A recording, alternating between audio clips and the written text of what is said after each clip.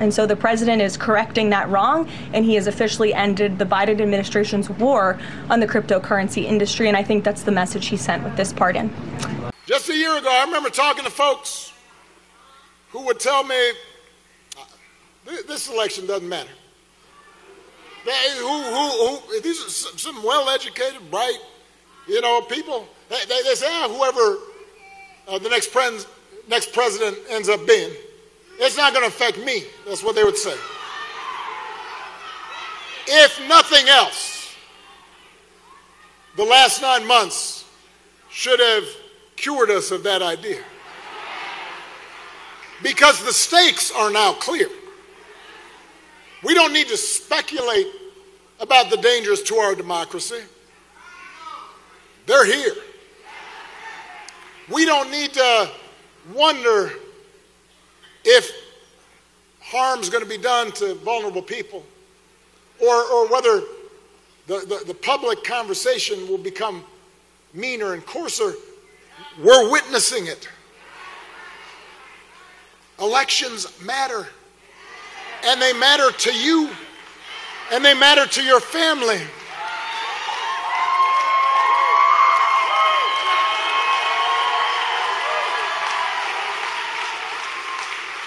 We are being tested, and what is remarkable about America is that it gives us the power as citizens to change this country.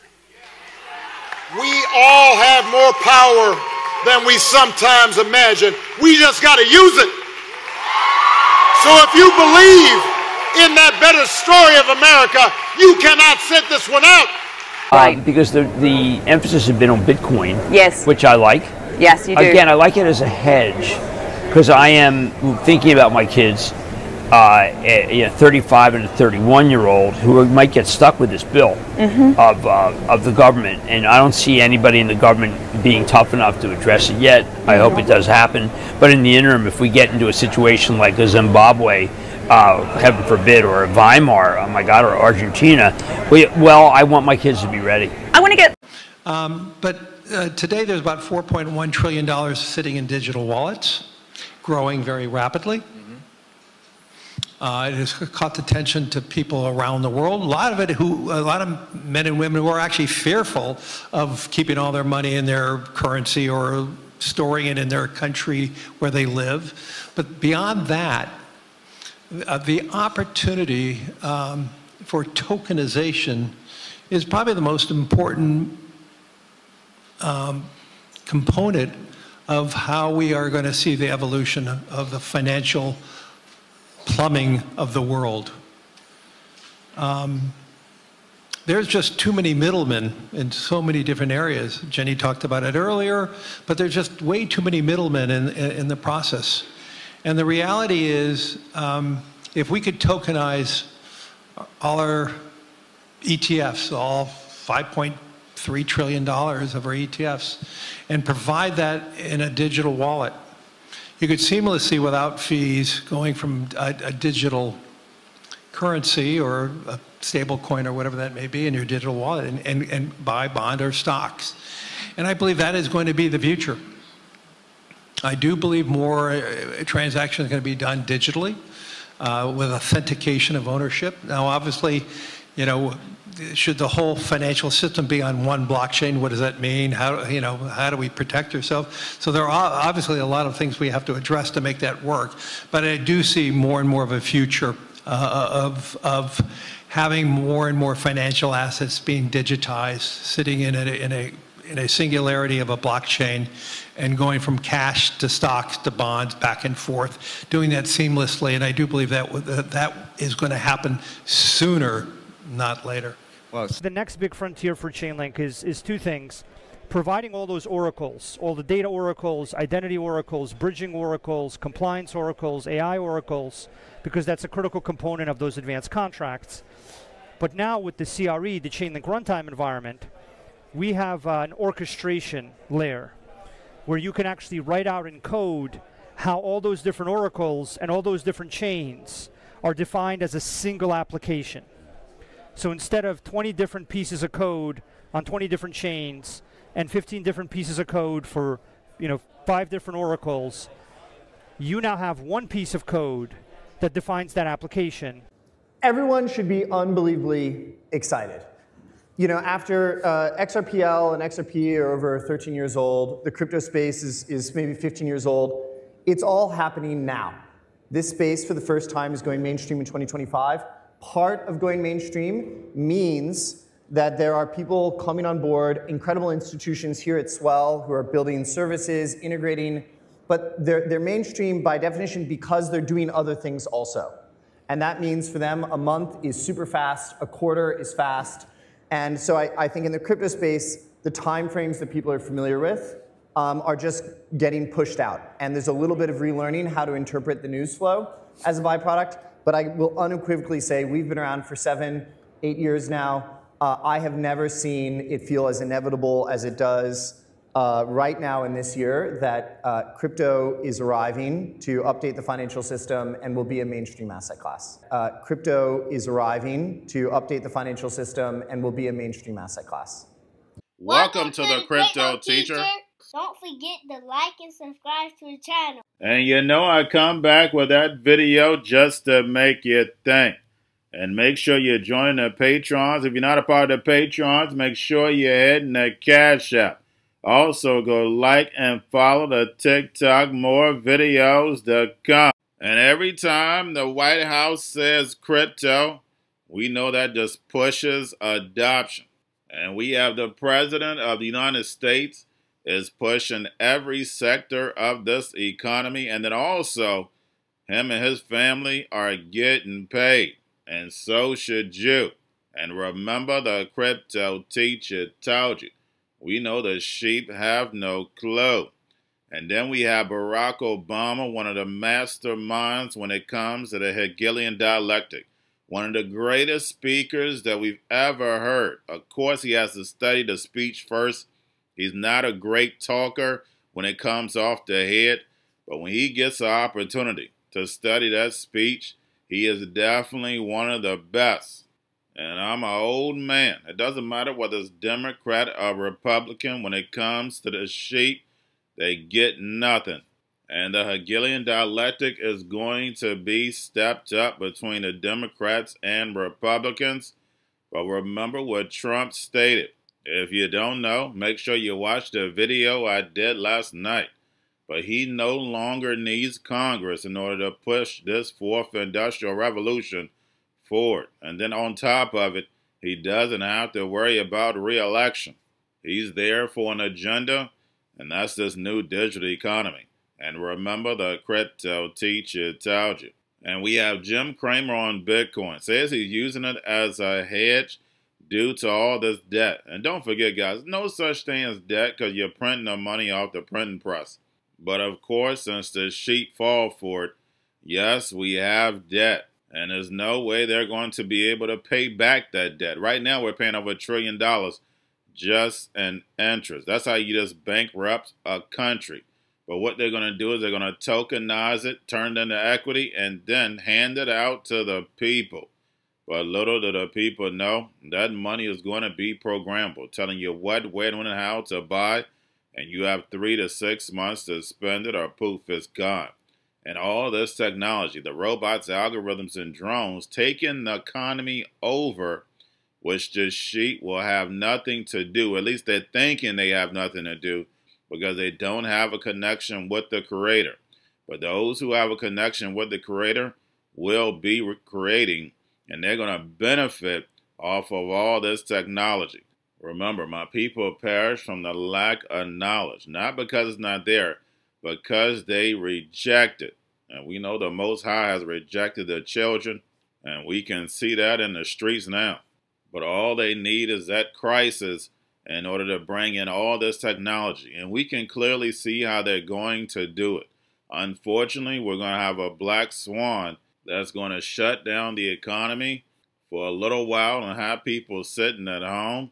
And again, this technology is ready to take over, and that free money is ready to be sent out in that digital wallet. But little do the people know that money is going to be programmed. Being able to tell you what, when, and how to buy, and you have 3 to 6 months to spend it, or poof, it's gone. And we know that is biblical. And then we have Larry Fink on tokenization. And we know all these stocks, ETFs, are going to be tokenized and put on blockchain. But he's the first one to let us know that these ETFs were the gateway of tokenization and the whole financial system. Now we're starting to see it get into motion, changing settlement times to 24 hours or 2 days. But once we get tokenization, we know it's going to be real time. And they need a whole lot of liquidity. And that's the reason why these small and medium-sized banks are not going to make it. And that's going to hurt small and medium-sized businesses. And we know that's what keeps America running. All you have to do is go back to the C word. It was nothing but a simulation. Who was allowed to stay open and who wasn't?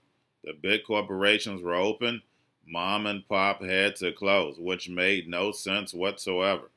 But when the sheep are asleep and you have chaos, you can bring order and do things you normally wouldn't have been able to do, because the sheep are going to beg the government for their solution that they had ready over 10, 20, 30 years ago. And remember, the crypto teacher told you. And these digital payment rails are definitely ready. And we're seeing the same blockchains working with government, these big banks and big corporations, just for an example, like Chainlink. And we know they're bringing all these blockchains together with all this data and handing it over to SWIFT. So therefore, they have the all-seeing eye, where they'll be able to know you better than you know yourself. And we know that is biblical. And remember, the crypto teacher told you.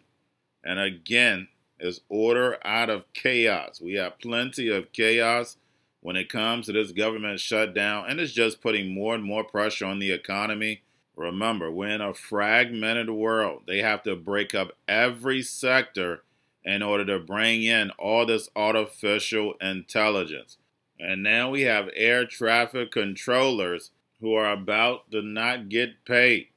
But don't forget, they've been testing AI to replace these air traffic controllers over in Europe. And Microsoft is one of those testers of the AI replacing these air traffic controllers. And we know if people knew that, they would be scared. And just imagine if this technology got hacked. Same way with the driverless cars. And don't forget, this is a plan. It moves in phases. Every distraction that we're seeing right now is part of the simulation to get us moved over to this new digital economy. And remember, the crypto teacher told you, because he knows when it comes to the NWO, it's all planned out. You have a wonderful day. The controllers got 90% of one payment, 80 to 90% of one payment. They missed the second paycheck. On Thursday, they get an email pay stub that'll show what their next payment is going to be. So this Thursday, they'll get an email that shows that their pay stub is a big fat zero. Many of the controllers said, a lot of us can navigate missing one paycheck. Not everybody, but a lot of us can. None of us can manage missing 2 paychecks. So if you bring us to a week from today, Democrats, you will see mass chaos, you will see mass flight delays, you'll see mass cancellations, and you may see us close certain parts of the airspace because we just cannot manage it because we don't have the air traffic controllers. Going to a different economy, and we're going to be learning more about that as we go, but clearly we're learning that things can be done from remote locations. We're learning that technology can replace people even more than we thought. We're not going back to the same economy. We're recovering, but to a different economy, and it'll be one that is more leveraged to technology. And I worry that that is going to make it even more difficult than it was for many workers. In Silicon Valley, and my friends who work in technology know that what we did to the manufacturing workers, we are now going to do to the retail workers, the call center workers, the fast food workers, the truck drivers, and then even bookkeepers, accountants, insurance agents, lawyers, and on through the economy. So what happened to the manufacturing workers is a very clear sign. And so we'll import Chinese based CBDC technology. So it's going to be CBDC in a box provided to you by the People's Bank of China. But every stock, every bond, every currency, every commodity, every piece of art, every private business, every piece of real estate will eventually be a token on a blockchain, an entry on a ledger, permanent and immutable. We will have truth instead of trust, and we will save over $7 trillion a year. 6 to 8% of global GDP is wasted by the friction of the trust industry that's necessary when you have dual entry accounting. With triple entry accounting, which is what a blockchain is, we get rid of all of that friction. It's a beautiful future.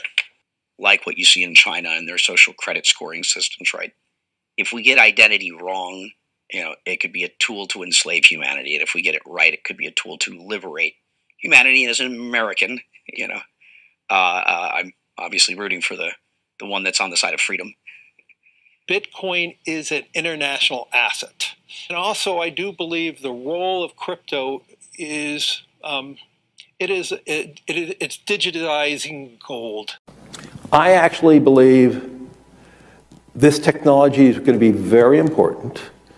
Look at it. We have been part of the huge revolution in investing through ETFs. We believe that ETFs will be changing the whole way we invest. Many people still use it as a means, people are investing it for indexing. No, the majority of people who are putting money in ETFs are active investors that are buying exposure. The entire bond market is being transformed as we talk right now. I believe the next generation for markets, the next generation for securities will be tokenization of securities. And if we could have that distributed ledger that we know every beneficial owner, every beneficial seller, we all have our code of who's buying, who's selling, instantaneous settlement. And think about it, it changes the whole ecosystem. Chinese bank ICBC has been hit by a ransomware attack, and the U.S. Treasury market, as a result of that, has been disrupted. This, according to the Financial Times. We're getting at more right now with Bloomberg's Sonali Basak. Sonali, what do we know? Listen, we have the Financial Times now reporting that ICBC, one of China's largest banks here, was hit with a ransomware attack. And remember, they're a very significant intermediary in the Treasury market. The SIFMA has told its members that this has been part of the reason here that the system is kind of clogged up, if you will, during that auction that we saw a little bit before. The attack had prevented ICBC, according to the Financial Times, from settling Treasury trades on behalf of other market participants. A large executive at a major bank also telling the paper that such a large party on the fixed income clearing corp creates major concerns, potentially impacting the liquidity of Treasury markets. Now, it was not just a poor auction. It was absolutely lousy, and when the dealers have to step in to save a Treasury auction, that's a rare occurrence. And Crypto Teacher and the New World Order book, plus the 3 Kids books. It's time to re-educate. Also, new to cryptos, Coinbase, BitChute, Binance. Do not forget book links and crypto links are in the description. The stock channel, guys. Don't forget to go like, subscribe, spread everywhere. You have your Kobo, your chip stocks, your banking, your gaming. While everybody's sitting at home, get home stocks, the Seaver, the biotech stocks. And while everybody's at home wishing, they were still getting that free money. What are they doing? Drinking and smoking weed. Don't forget about those stocks, and you have a wonderful day. The most powerful person in the world is the storyteller. The storyteller sets the vision, values, and agenda of an entire generation to come. Steve Jobs.